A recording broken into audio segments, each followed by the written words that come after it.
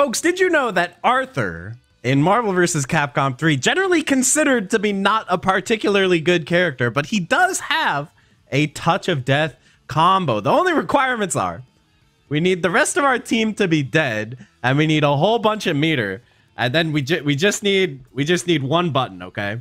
Now pay close attention because this is going to require some very precise execution. So here we go. We just press, we just mash.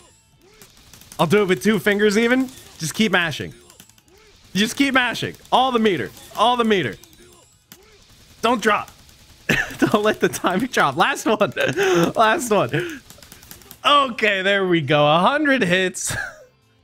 Touch of death. And it only takes 1 button. So you guys might know if you've been watching my videos for a long time. I'm very fascinated by dumb, easy, funny kill combos and infinites in fighting games. So I have assembled for you a list of some of the most ridiculous ways to kill your opponent in one combo that exist in fighting games. So I spent a lot of time and effort putting together this video. So if you guys enjoy it, it would really help me out if you could hit the like button and the subscribe button. Most of you watching are not subscribed, so why not just do it? I upload all kinds of bangers like this all the time for fighting games, both current and older and obscure. So with that, let's jump in and start taking a look at some of these ridiculous combos. By the way, it turns out that Arthur is not the only character that can do a touch of death with only 1 button. We've got here Auki in Street Fighter 3, the new challengers. She has this very interesting heavy kick launcher that will juggle into itself. So this is a very stupid and easy touch of death combo. This is one of the reasons why Auki was top tier in this game. So let's see if I can successfully TOD here. We'll probably speed up time to make this work.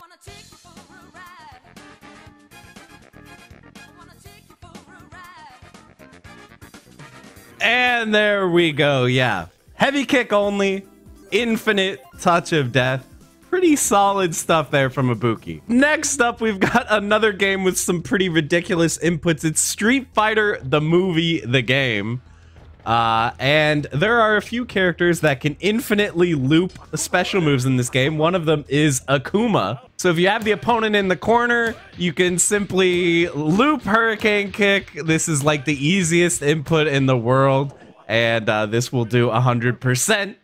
Seems fair. Chun-Li has an infinite that she can do only when she's at low HP. This one requires a little bit of execution, so let's see if I can actually get a kill with this. It might be a little bit hard. Oh, I dropped 19 hits. So you can see it really does work. You just have to be able to execute the fireballs perfectly at the right time. So yeah, this one's pretty funny, but again, it does require you to be low on health because she doesn't have access to the bird Kakoken unless she's low. Guile has a really absurd one. So he has this handcuffs move where he literally puts you in handcuffs, and against certain characters he can actually loop this and keep them in handcuffs basically forever until time runs out and you win the match. So I don't think that's ever really gonna happen in a match because this move is blockable, so why would they ever get hit by it? But it is pretty funny. And we saw already that Akuma has like the easiest infinite of any game ever in Street Fighter the movie, but he also is able to be infinited if he ever teleports into the corner. You can just jab infinite him forever with any character. So that's pretty amazing too. So yeah, Street Fighter the movie, the game.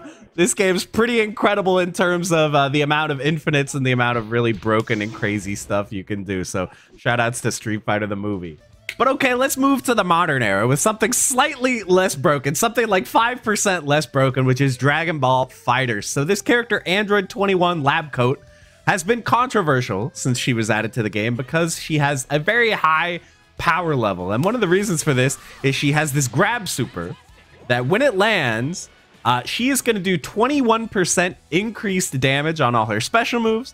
And the opponent is going to do 21% less damage. Get it? 21, Android 21. But we're not worried about debuffing the opponent. We're worried about buffing ourselves. So we're going to stack as many buffs as we can. So we get the command grab buff, we get the solo buff from being in limit break, And let's go ahead and do a sparking buff while we're at it. And now we can kill pretty easily, let's just say. 3 special moves into 2 supers, and we're gonna deal an easy 100%. So there are a lot of easy 100% in this game, but I think this might be the easiest.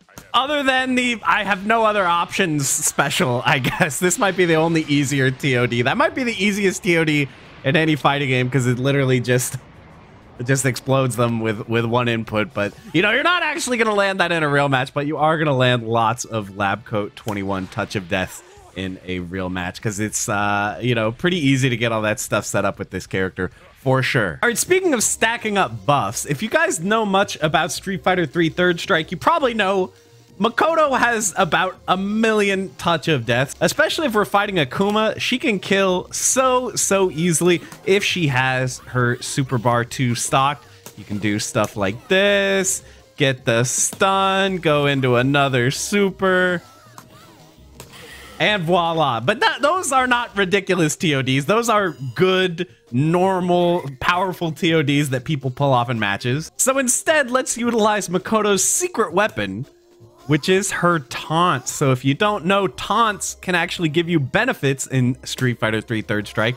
And Makoto's taunt, if you hold it down so that she does all 3 grunts, she gets a pretty formidable increase to her damage. And we're gonna make the opponent crouch, because you take extra damage while crouching. And now, all of a sudden, 1 combo into super is going to do 100% to Akuma. So don't underestimate the power of a good taunt. Alex is another character that has a stacking taunt. You can hold this down for like a really long time and get a huge damage bonus. I've been looking for ways to make this do 100%, but it's been trickier than I expected, to be honest. This one does an insane amount, but still not quite 100% on Akuma. So if you guys have any suggestions, let me know down in the comments, and I'll try to find something fun for Alex. All right, the games have been a little bit too good lately, so let's take it down a peg with some Kusoge action here. We have Ultra Fight Dakianta 2. Hold on to your Boko bars. I saw a combo I really loved on Twitter. They called it the Steppin' on the Beach combo, so let's see if we can do it here.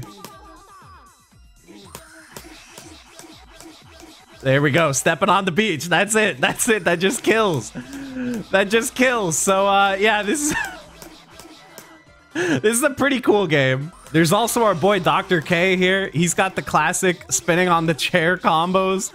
I mean, it almost felt too unfair to include this game in the video, but I feel like it's so funny that it has to belong in here. Like, when it comes to crazy infinites and TODs, Dakianta is untouchable. And then finally, we got one more truly terrible game for you. This one is called Strip Fighter 2. It's available on Fightcade. This is easily one of the most broken games I've ever played. I gotta be careful with what I show, because there are some not safe for work elements to this game. But one thing that's truly not safe for work here is my character, Nina. She has this move called the Tickler. And if you hit the opponent with all the hits of it, they just get stunned. And you can repeat this. This is a re-dizzy. Ignore the fact that I missed the input. This is a re-dizzy infinite, one of the stupidest infinites I've ever seen in a fighting game. But this totally just works. You can just do this till they die. Now this character, Yuki, she also has an infinite that is just one attack over and over. You can see we can do the energy wave, OTG with another energy wave. How about you do another one? Just keep this going. And there's literally nothing they can do. They even get dizzied halfway through. That's fine.